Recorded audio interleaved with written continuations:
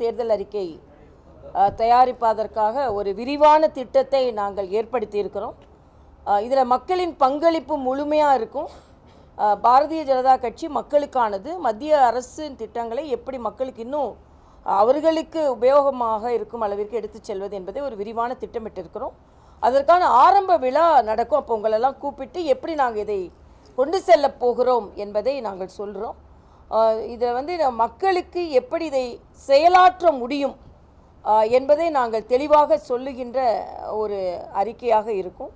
எல்லா துறையை சார்ந்தவர்களையும் சந்திக்க இருக்கிறோம். எல்லா பகுதி மக்களையும் சந்திக்க இருக்கிறோம். அவர்களுக்கு என்னென்ன தோன்றுகிறதோ அதை அவர்களிடமிருந்து பெற்று அவர்களுக்கான தேர்தல் அறிக்கை தயாரிப்பதாக இருக்கிறோம். அதனால் ஒரு மிகச்சிறந்த மக்களுக்கான எல்லா பிரிவினரும் வளர்ச்சி அடையக்கூடிய பலன் அடையக்கூடிய ஒரு தேர்தல் அறிக்கையாக இருக்கும். இந்த தேர்தல் அறிக்கை ஆட்சிக்கு வந்த பின்பு எந்த அளவிற்கு மக்களின் வளர்ச்சியில் பங்கு பெறும் என்பதையும் நீங்கள்லாம் பார்க்க தான் போகிறீங்க. அதனால் இது ஒரு மிக மிக சிறந்த அறிக்கையாக இருக்கும். நீங்கள் இதுவரைக்கும் எந்த அரசியல் கட்சியும் கொடுக்காத ஒரு தேர்தல் அறிக்கையாக இருக்கும் என்பதை நீங்கள் பார்க்க போகிறீர்கள். நீங்களே எங்களை பாராட்டும் அளவிற்கு இந்த தேர்தல் அறிக்கை இருக்கும்.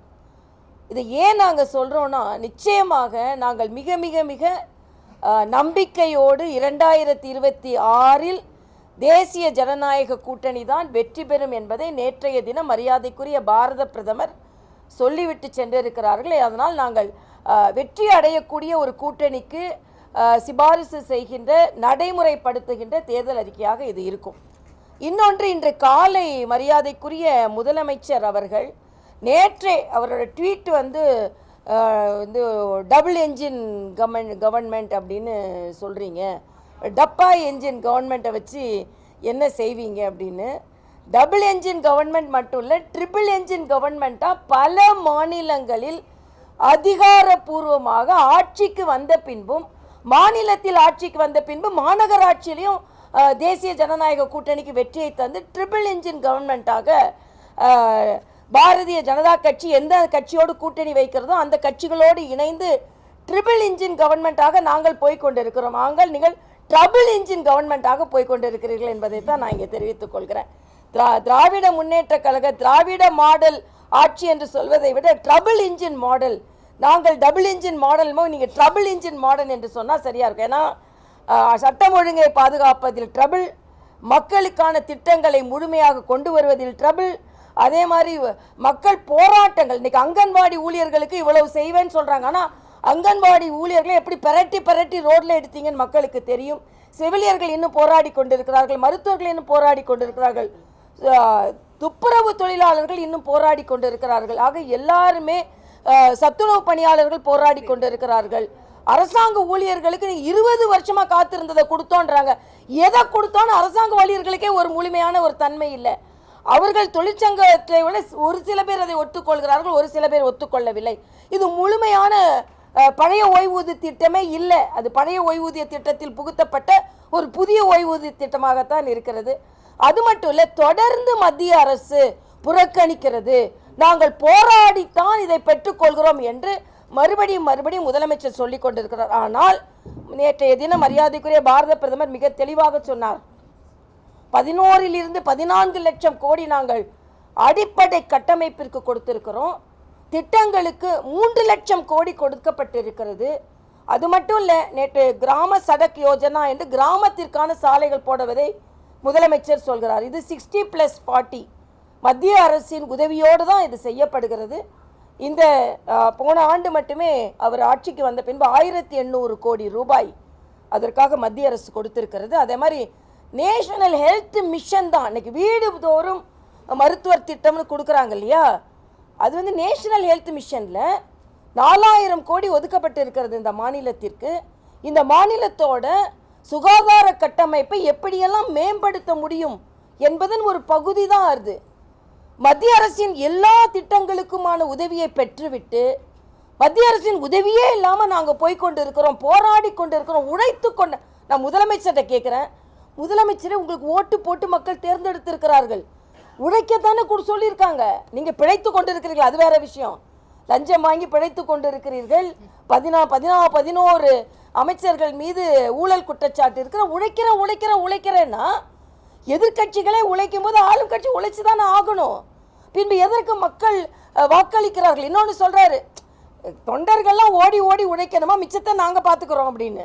அப்போ மிச்சத்தை நீங்கள் பார்த்துக்கிறேன்றதுனால தான் திமுக கழக தொண்டர்களோட ஆதங்கம் என்று. சமூக நீதிக்கு நாங்கள் தான் பாதுகாவலர்னு சொல்கிறீங்க. இன்னைக்கு வரைக்கும் வேங்கை வயலுக்கு ஒரு தீர்வு கிடைக்கல. சட்டம் ஒழுங்கு நல்லா இருக்குன்றீங்க. செல்வ பெருந்தகை கேட்க மாட்டார், நான் கேட்குறேங்க. திருநெல்வேலி மாவட்ட தலைவர் கொலையுண்டு 3 வருஷம் ஆச்சு, ஏன் கண்டுபிடிக்கல? ஆக என்ன சட்டம் ஒழுங்கு இருக்கு? இன்னைக்கு முதலமைச்சர் பேசுறத பார்த்தா இன்னொன்று எனக்கு ரொம்ப வருத்தமானது என்னன்னா, பெண்களுக்கு உதவித்தொகை அவங்க வந்து விடியல் கையெழுத்தே இலவச பயணம் தான். அவங்களுக்கு விடியல் பயணம், அதுக்கு தான் நான் முதல்ல கையெழுத்து போட்டேன்னு. விடியல் பயணம் கையெழுத்து போட்டீங்கன்னா பெண்களின் வாழ்க்கை விடியலையே. இன்னைக்கு 28,000 ரூபாய் அவர்கள் அதனால் சேமித்து இருக்கிறார்கள்ன்றாங்க. ஒரு குடும்பம் டாஸ்மாக்கு செலவழிக்கிறது 30,000 ரூபாங்க. தனியார் நிறுவனம் ஒரு கணக்கீடை செய்திருக்கிறார், 25,000 30,000 ரூபாய் டாஸ்மாகிற்கு ஒரு குடும்பத்திலிருந்து போகிறது அப்படின்னு. அதே மாதிரி 24,000 ரூபாய் நாங்கள் உதவித்தொகை கொடுத்ததுனால 2 வருஷமாக தான் கொடுக்குறீங்க, அவங்களுக்கு அதனால் பலன் பெற்று இருக்கிறார்கள் என்று சொல்கிறார்கள். ஆனால் இன்னைக்கு டாஸ்மாகோட வருமானம் 49,000 கோடியை தாண்டி போய்கொண்டிருக்குது. எங்கேருந்து வருது? கொடுக்குறீங்க, அக்காட்ட கொடுக்குறீங்க, அண்ணன்ட்டு டாஸ்மாகில் நீங்கள் வாங்கி கொள்கிறீர்கள். ஆக இதற்கான உங்கள் திட்டம் என்ன? வருமானத்தை பெருக்குவதற்கான திட்டம் என்ன? அதே மாதிரி இன்னைக்கு சொல்ற தனிநபர் வருமானத்தை பற்றி பேசுகிறார். தனிநபர் கடன் எவ்வளவு இருக்கு தெரியுமா தமிழ்நாட்டில்? தனிநபர் தலை மீது இருக்கிற கடன் இந்தியாவிலேயே தமிழ்நாட்டில் தான் அதிகம். 9.5 லட்சம் கோடி கடன் வாங்கியிருக்கிறாங்கன்னா இந்த ஒரு 5 ஆண்டுகள் 4.5 ஆண்டுகளுக்குள்ளேயே பன்மடங்காக 5 லட்சமாக இருந்த கடன் 9.5 லட்சமாக மாறி இருக்கிறது. இதன் கடன் சுமை அவ்வளவும் தமிழர்கள் மீது தான் விழுந்திருக்கிறது. ஆக இன்னைக்கு காலையில் அவர்கள் பேசும்போது ஏதோ தமிழ்நாடு முழுவதுமாக பலனடைந்த மாநிலமாக இருந்து கொண்டிருக்கிறது. இன்னொன்று முதலமைச்சர் சொல்லும்போதே மீண்டும் நாங்கள் வருவோம் அப்படின்னு சொல்லிட்டு மீண்டும் செல்வோம் அப்படின்னு ஒரு வார்த்தை சொன்னார். மீண்டும் வெல்வோம்னு சொன்னார், மீண்டும் செல்வோம்னார். மீண்டும் இங்கே செல்ல தான் போறீங்க, மீண்டும் வருவோன்றத பதிலாக மீண்டும் நாங்கள் வருவோம்னு மீண்டும் செல்வோம், அப்புறம் மீண்டும் வருவோம் அப்படின்னு சொன்னார்.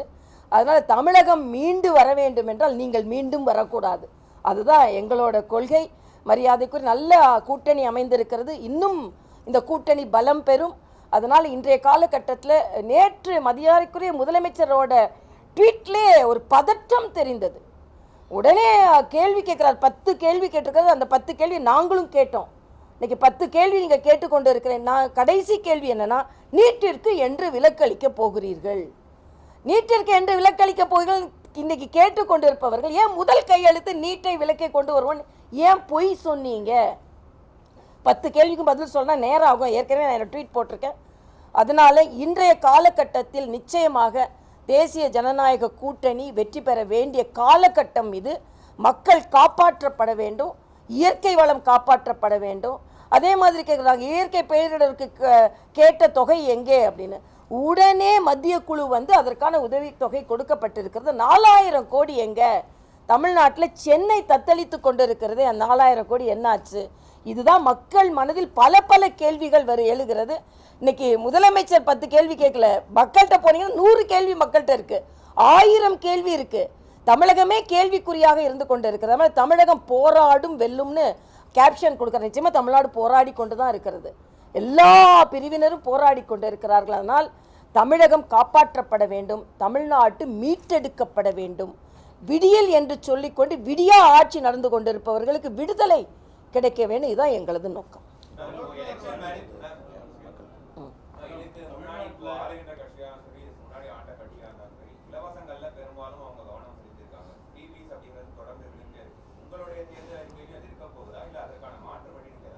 இல்லை, நாங்கள் மக்களுக்கு தேவையான என்ன இப்போ கல்விக்கு கொடுக்கறது, மருத்துவத்துக்கு கொடுக்கறது, அவங்க வாழ்க்கை தரத்துக்கு கொடுக்கறது, அதெல்லாம் இப்போதைக்கு எங்களால் எதுவும் சொல்ல முடியாது. ஆனால் மக்கள் தாங்களாகவே முன்னேறி அவர்கள் பல பேருக்கு வேலை வாய்ப்பு கொடுக்குற மாதிரி தேர்தல் அறிக்கை நாங்கள்